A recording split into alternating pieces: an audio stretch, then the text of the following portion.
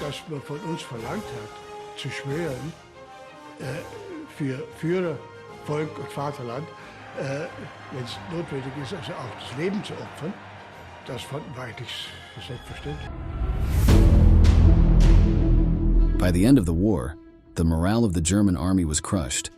Everyone seemed to know that the Reich was coming to an end. But there was a group of citizens who did not share this mentality. The Hitler Youth was made up of children and teenagers, in some cases far from the age of majority. But what they lacked in experience, they made up for in fanaticism. They had been indoctrinated from a young age to superimpose the ideas of the Nazi Party over even their own lives, and they had become the staunchest defenders of the Reich. This included committing terrible brutalities. So it was that the Allies were ordered to treat these young people like any other fighter and to have no room for mercy. Today, in this new episode of Military History, we will tell you all about how the Hitler Youth killed and died. By 1944, German troops were in full retreat. The territory of Eastern Europe conquered in the previous 3 years was quickly liberated by the Soviet Red Army. Meanwhile, in the West, the Allies were planning their landing in Normandy. The immense number of casualties suffered on the Eastern Front had exhausted the Nazi forces, both in equipment and men. As their enemies drew ever closer to Berlin, Hitler made the drastic decision to turn to another sector of the population: the boys and girls of the Third Reich. These members of the Hitler Youth had already been involved in the war, but their tasks, up to that point, had been in support. The work that the Nazi leaders had in mind for them now was much more dangerous. These miners would form combat divisions and be sent to the front to fight fiercely against the invaders. First, those close to adulthood, 18 or 17 years old, were used. But it was not long before children of 14 or even younger were forced to kill and die for their country. The first few times the Allies and Soviets encountered these youth brigades, some soldiers hesitated before pulling the trigger. But in many cases, the Germans did not. Several of these teenagers were complete fanatics, willing to take part in suicide missions to annihilate the enemy. This led, as we mentioned at the beginning, to the military leaders of the invaders giving strict orders to treat members of the Hitler Youth like any other Nazi fighter. They were victims of indoctrination, but nothing could be done for them. There was no room for any kind of mercy on the battlefield. Those who did not fall on the front could be tried and executed, regardless of their young age. This was the case, for example, with Heinz Petry and Josef Schoner, aged 16 and 17. Under interrogation, Petry, the 16-year-old, admitted being a spy. They were then imprisoned in Aachen prison. There was a day-long hearing in front of a US military court, made up of members of the 9th Army, and the pair, despite their age, were sentenced to death by firing squad on the 29th of March 1945 in a court-martial in Mönchengladbach for committing acts of espionage which were damaging to the war effort. The jury of officers came up with a 2/3 majority, and the death sentences were carried out to show the German people how serious the Americans were to remove the poisonous breath of German militarism and Nazi ideology from the face of the earth completely. Worse still, some of these divisions were part of the SS, the most important paramilitary organization in Nazi Germany. They were responsible for the worst brutalities on both the Eastern and Western fronts. And, whether by force or with pleasure, in many cases these young people also took part in these war crimes. There are known cases in which prisoners were summarily shot by members of the Hitler Youth, supposedly without the slightest sign of remorse. If a member of this group fell into Soviet hands, he knew that his life was over. Being a minor was no excuse. From the time they entered into action until the end of the war, thousands of boys and girls were killed in combat or executed. But how did this force begin to form, so in line with National Socialist doctrine, so much so that it could even surpass that of much older men? How did such a level of blind fanaticism come about? The Hitler Youth Organization was created in 1922, 2 years after the origin of the Nazi Party, under the name of the Youth League. Its purpose was to train and recruit future members of the SA, the Storm Section, the main paramilitary group before the SS took more power. Clearly, only the Aryan population was allowed to join. From the age of 10 and until they reached the age of majority, children affiliated with this group were indoctrinated in the policies and ideologies of the party. By 1930, under the name by which it would be known during the war, the organization had about 25,000 members, and the following year, it became officially part of the SA. In 1933, when Hitler came to power in Germany, the Hitler Youth had an incredible increase in its membership, having almost 2.5 million children in its ranks. But it was not only because of the people who signed up. In many cases, they absorbed other youth organizations, sometimes by force. They became the only association for minors in the country, while their numbers grew exponentially. Children who were not members were harassed by various sectors of society. They were mocked by students and teachers alike and might not receive their graduation diploma, which also kept them from studying at university. Employers had the right to reject them as apprentices, and they were excluded from sports teams. All of these factors created immense pressure to join the organization. However, in 1939, just months before the start of World War II, conscription became mandatory. Parents who refused to enlist their sons and daughters were investigated by the authorities and often arrested.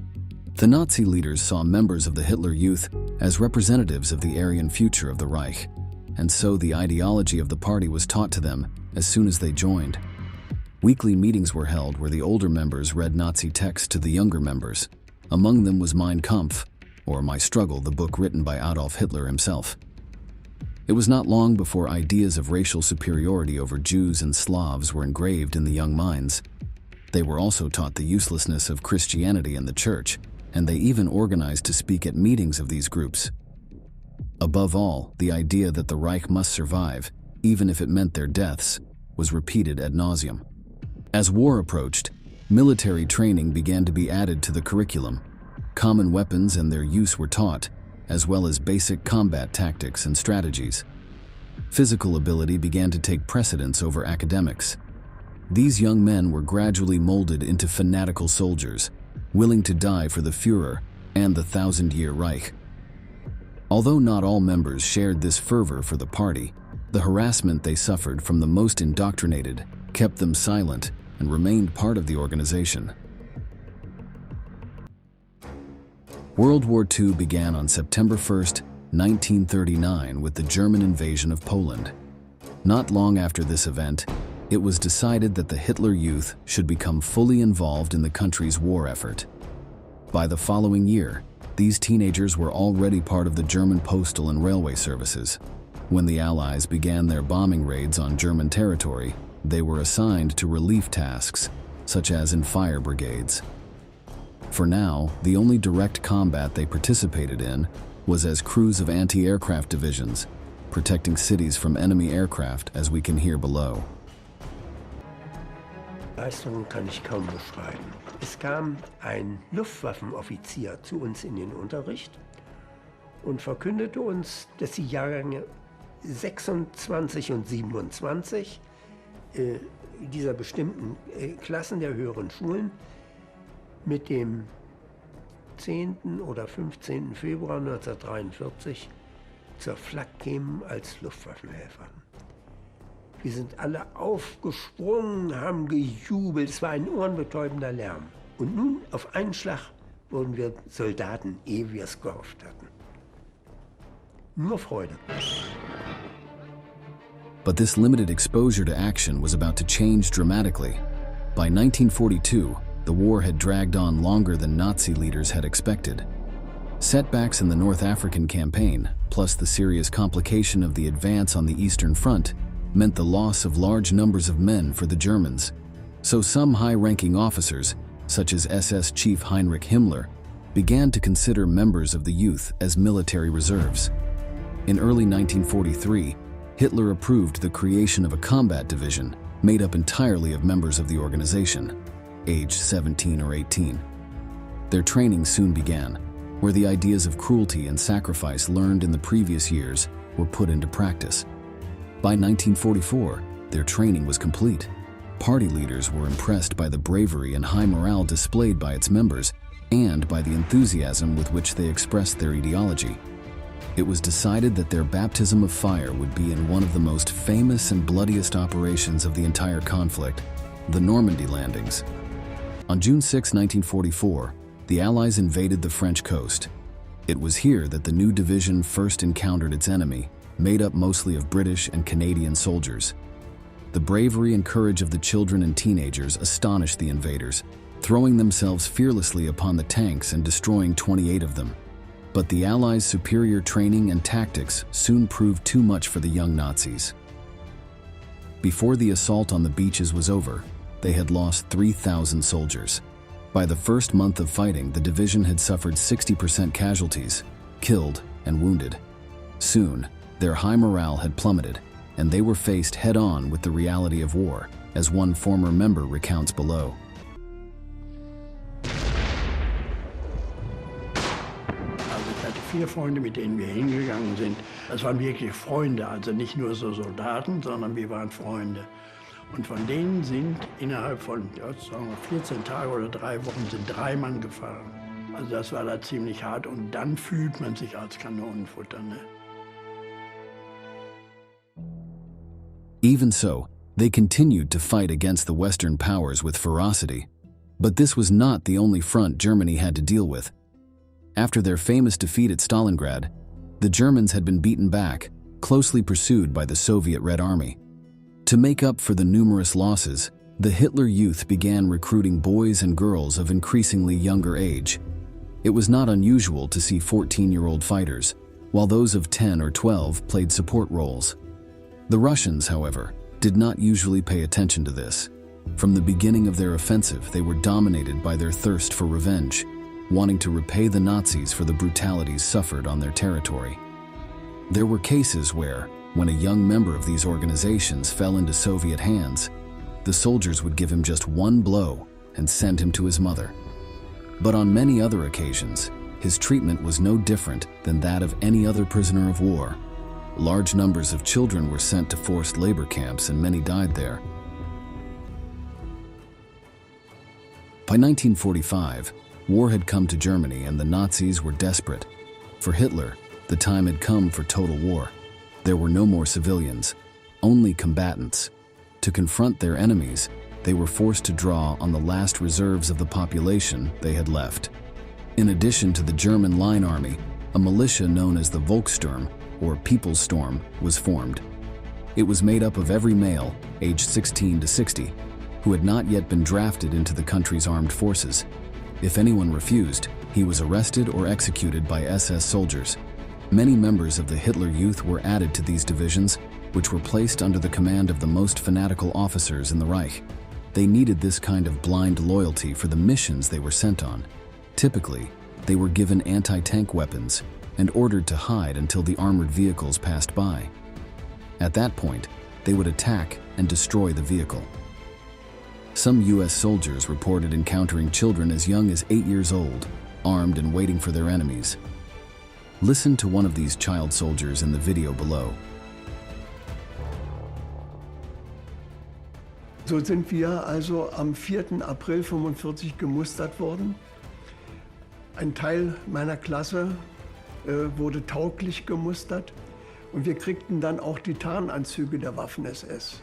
Natürlich war das für mich so, man musste die Ärmel und die Beine hochkrempeln. Ich war 1,60 Meter, also so kleine Tarnanzüge waren offenbar selten. Many other members were trained to serve as spies and saboteurs.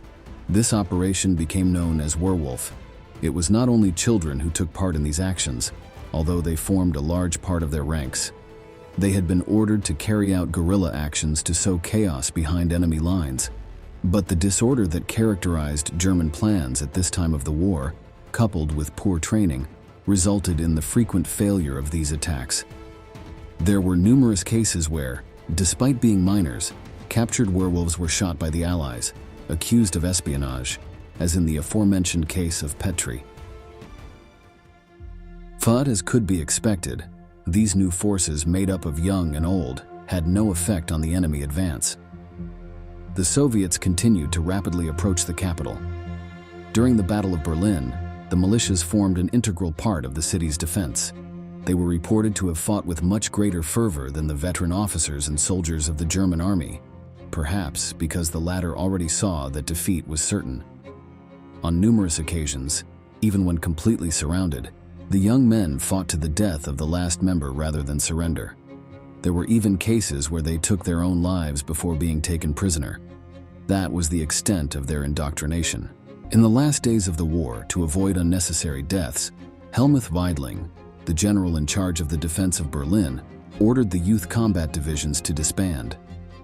But in the chaos of this battle, the directive was never carried out, and these miners continued to die in droves until the German capitulation. The forces of the Third Reich signed their surrender on May 8, 1945. Immediately after this, with the country occupied by the Allies and the Soviets, the process of denazification began. This movement sought to eliminate all traces of the ideology and politics of the National Socialist Party from local culture. The Hitler Youth was affected by this movement, and the group was banned. Although there was evidence that some of its members had committed war crimes, due to their young age, they were not tried for them. Likewise, some adult leaders of the organization were sentenced to prison, and other members of the organization, as we saw in previous cases, suffered criminal sanctions for other types of crimes. Extermination camps. The aim was to confront them with the most terrible crimes committed by their party, and to make them aware of the actions they helped carry out. On the other hand, compulsory education, which had been replaced by youth meetings, was put back into effect.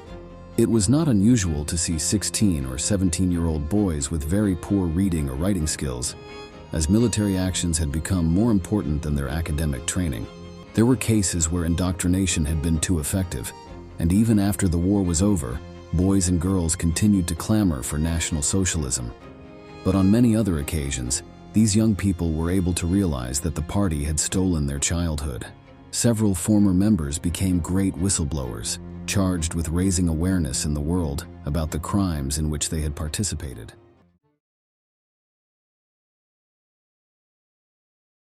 The full name is Gert Friedrich Franz Schmitz.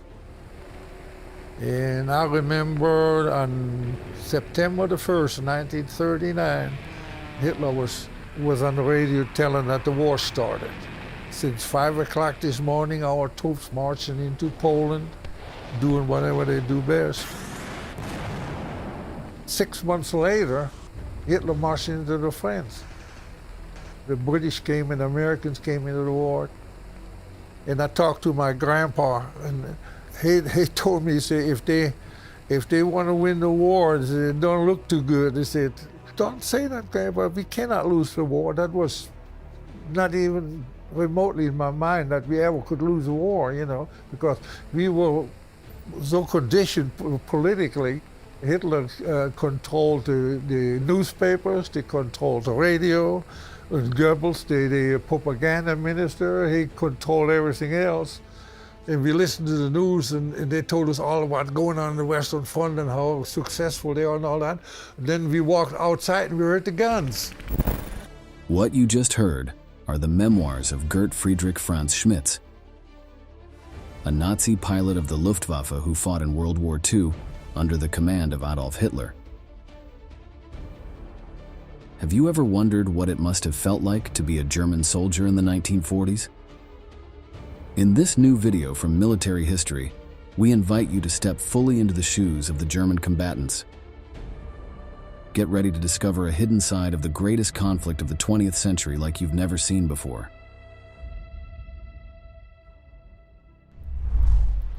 Technology allows us to access the memories of this German man, born on October 11, 1927, in Milrath. By the time the German operation in Polish territory began, Schmitz was only 12 years old. He was still an impressionable child, marked by a lifetime of National Socialist education. Keep in mind that since the 1930s, the front led by Adolf Hitler was the hegemonic force within Germany. As Gert recalls, they had control of all media channels. From there, they formed a harsh opinion within the populace. They had everything organized. You couldn't get lost or fall through the crack. You know, there were no cracks. You were part of it if you liked it or not. I got drafted into the Hitler Youth when I was 10 years old. And they gave us a uniform and all that, you know. The Hitler Youth was a central element within the doctrine of the Third Reich. They were indoctrination groups established by the National Socialist Party in 1922, aimed at creating a new educational system for young Germans. From a young age, they were provided with military training and encouraged to develop an understanding of Nazi ideology. Among their principles were racism, nationalism, physical activity, camaraderie, outdoor life, invocation of blood purity, and honor. The ultimate goal was to train the leaders of the future. In 1923, this organization had around 1,000 members. 4 years later, the figure multiplied by 5. By 1930, there were already 25,000 boys, while at the time of Adolf Hitler's rise to power in 1934, attendance increased exponentially. Documents speak of more than 300,000 young people affiliated with this indoctrination group. Among them was Gert Friedrich Franz Schmitz. Once he completed his initial stint with the Hitler Youth, the boy received a seductive offer from the most prestigious force in all of Germany, the Luftwaffe, the feared air force of the Reich. They said, do you want to go to a jet pilot training school? We have one in Fulda, Germany. And you go over there and you start training for a flying Messerschmitt 262 jets. He says, shoot, yeah. And when I got up there, the hangars were bombed, the runways were bombed, the airplanes were bombed. And there was nothing left for us to do. And they said, well, we'll temporarily assign you to a paratrooper outfit and send you to the Western Front. That's how Schmitz ended up fighting on the bloody Eastern Front, more precisely in the German city of Pasewalk. In that region of Europe, the Axis faced almost exclusively the Soviet Union and its allies, resulting in particularly bloody battles due to the pre-existing hatred between those peoples. Many experts claim that the Eastern Front was the most decisive in defining the German defeat, accounting for at least 70% of the fallen soldiers of the Third Reich. And it was to that terrible zone that Schmitz was sent as a young graduate of the Hitler Youth. We talked to the people, the local people there. They heard on the news that the Russians had just come from the south, from the east and south, and cut off that air base where we were. And that was bad news. Gert managed to escape from the Russians.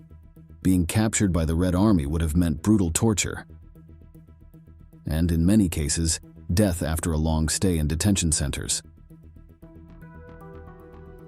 The problem was that in his retreat, he dangerously approached British and American troops, which outnumbered the German ones. By 1945, the outcome of the war was apparent. It was only a matter of time before the defeat of the Third Reich was sealed. Even a young soldier like Schmitz could perceive the disorganization and problems facing Hitler's armed forces. There was an open field and they wanted to march into the woods. And what we were way behind as a rear guard, they walked into a trap. The Americans, they already were on 3 sides when they waited till the whole battalion marched in there and they mowed them down.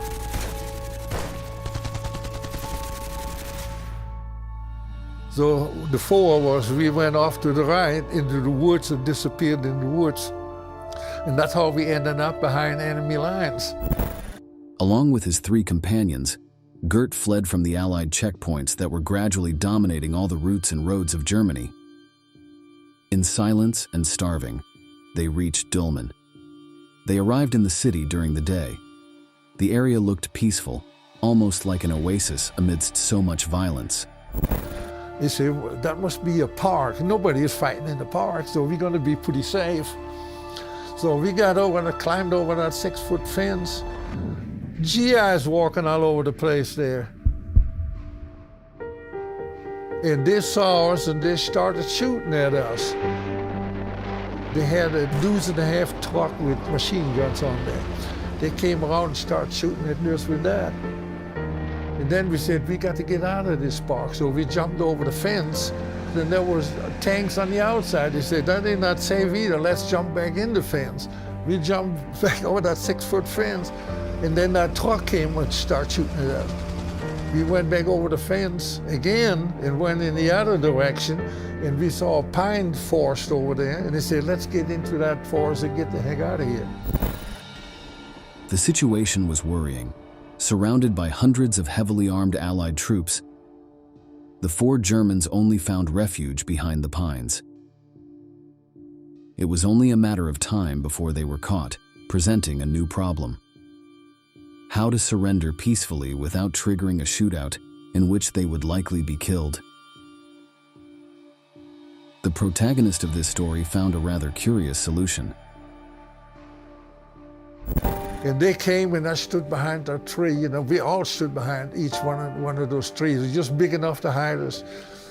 And they said, what I'm gonna do, you know, if we can't run, they're gonna start shooting at us.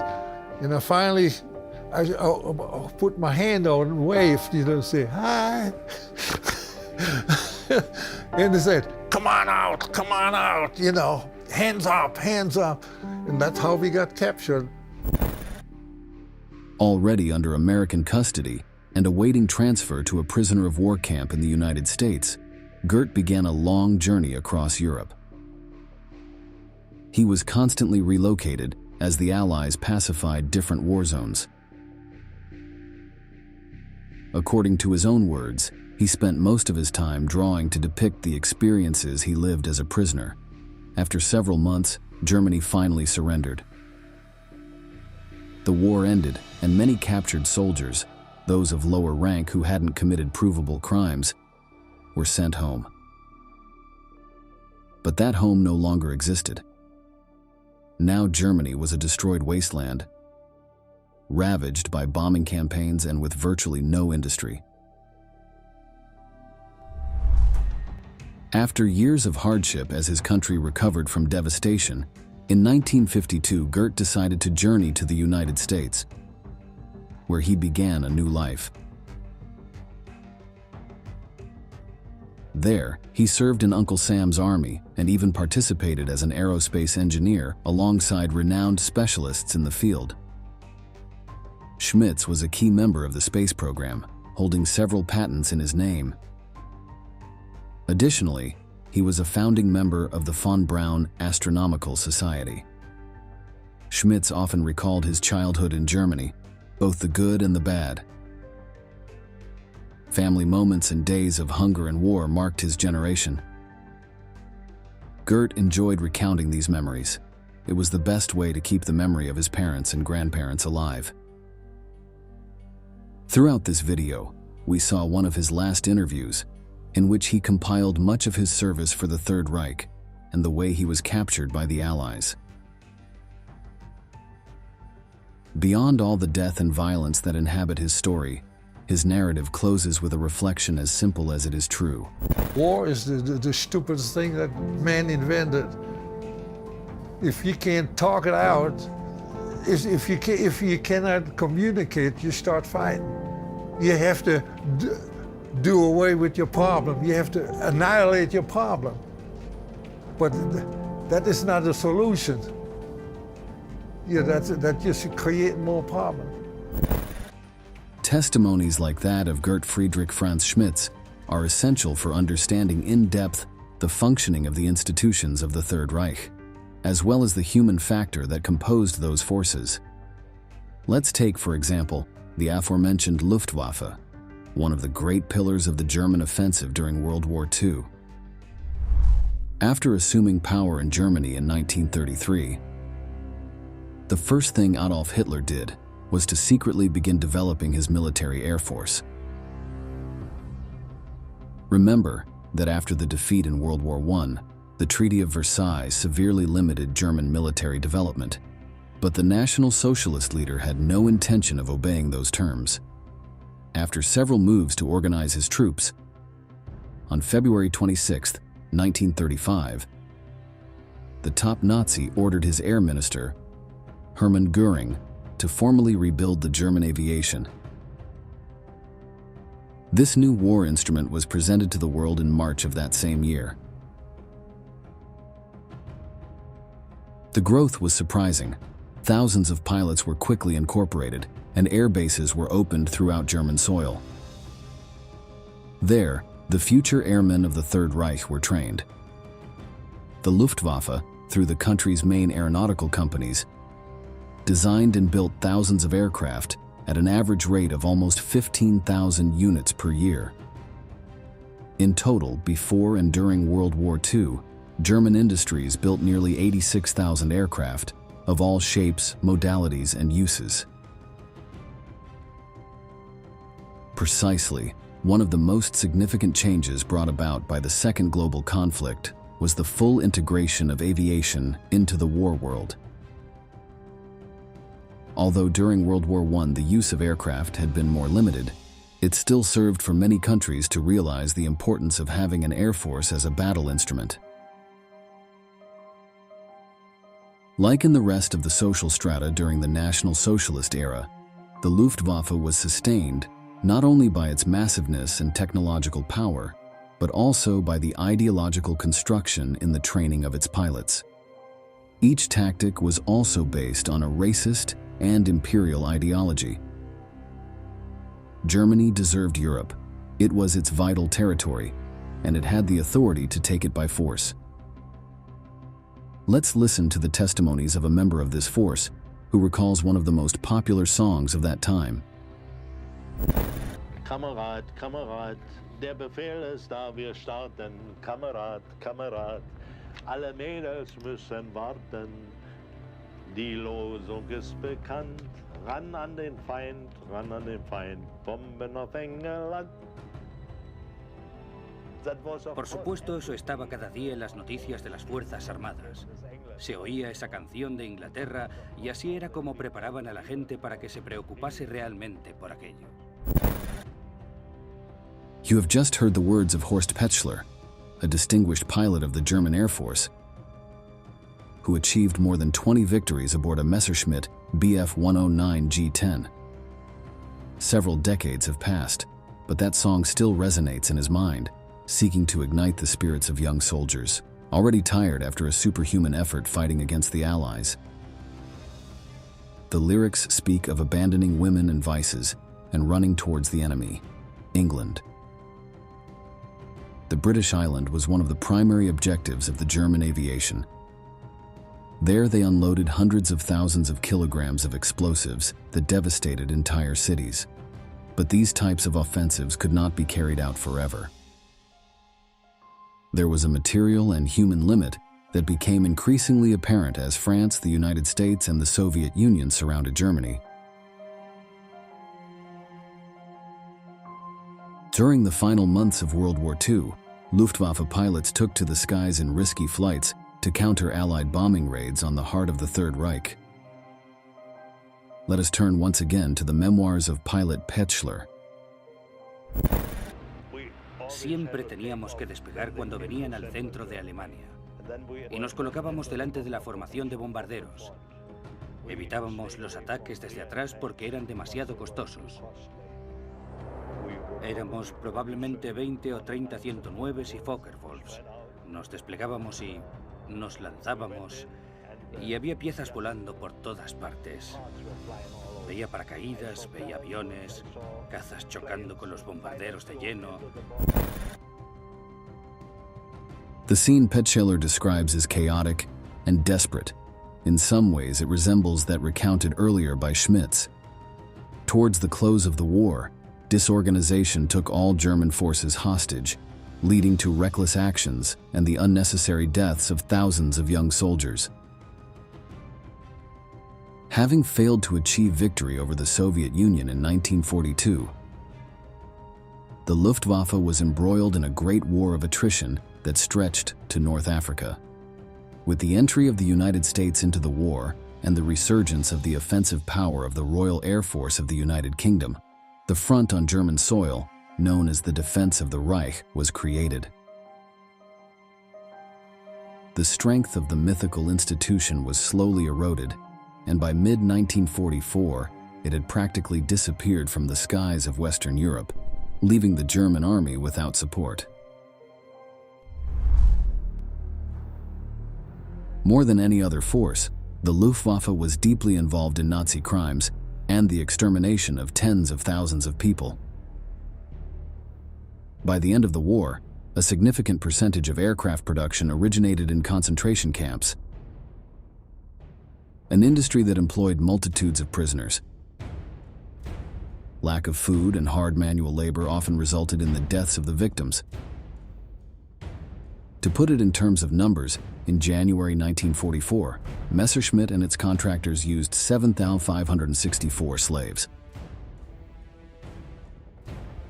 The Heinkel industry and its subsidiaries had another 9,724, while Junkers used 1,571. Such a death factory could only be sustained with an ideological steel fist, which began to be sown from the early stages of the development of young Germans. This requires us to return to a topic that we have already explored in this video, but which we must learn more about: the Hitler Youth.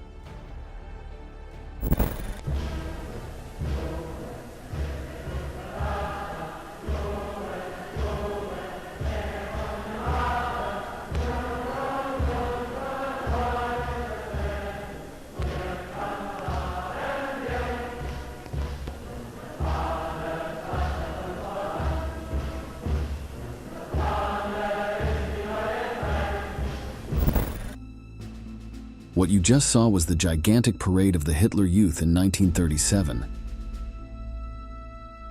Tens of thousands of teenagers gathered to celebrate the ideology of National Socialism, receiving personal congratulations from the supreme leader of the movement.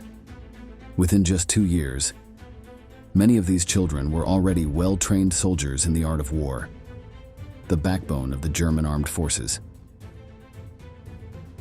By 1945, many of these childish faces were buried in the ground.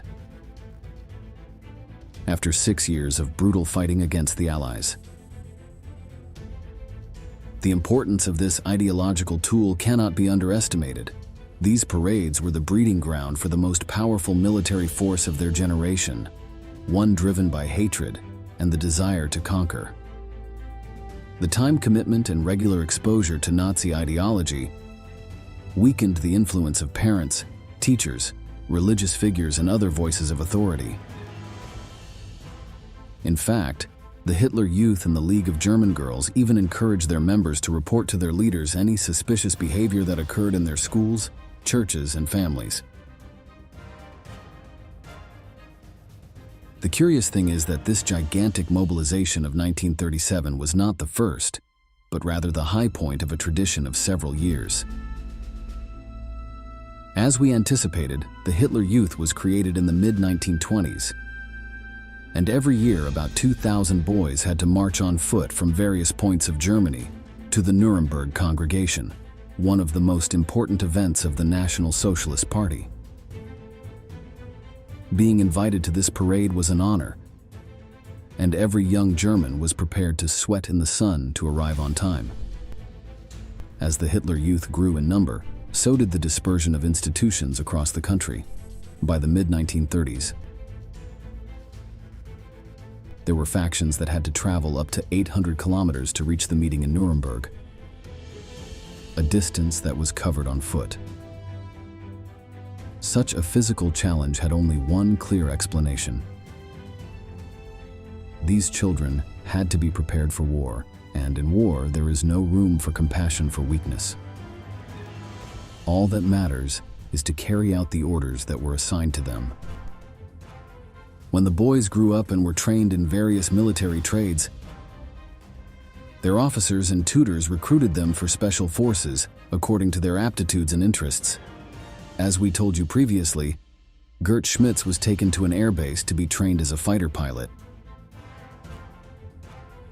This was one of the most prized roles, since fighting in the skies had an aura of mysticism incomparable to other institutions. The less fortunate were sent to the infantry, or here, the ground units of the Wehrmacht. During World War II, more than 13.5 million soldiers served in the Heer, of whom some 4 million died. At the same time, there was the Waffen SS, a sort of elite commando force made up of up to 900,000 soldiers. Although both forces fought side by side, the Waffen SS never belonged to the bulk of the ground troops. They were an autonomous and highly independent front. Let us listen to the words of a man who took part in the shootings of prisoners carried out by this elite commando force. Mit denen konnten sie machen, was sie wollten. Versuchen Sie sich vorzustellen, da ist ein Graben, da stehen Menschen an einer Seite und dahinter stehen Soldaten, das waren wir, und die haben geschossen. Und die getroffen wurden, die sind runtergefallen.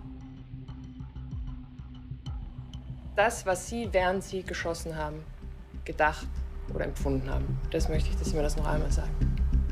Nichts. Ich habe nur überlegt, Ziele vorsichtig. His story is cold and painful, but also real. Everything we tell you about the ideological work of the Reich had a direct impact on the commitment of its troops to the murder of millions. Within the German forces, there were all kinds of soldiers. The convinced fanatics, those who were recruited out of obligation and fear, and even those who did not understand what they were doing. People who were swept away by the tide of history to become monsters in the service of one of the darkest leaders. Millions of deaths, a complete reconfiguration of Europe, and the discovery of crimes that were thought impossible within a modern society.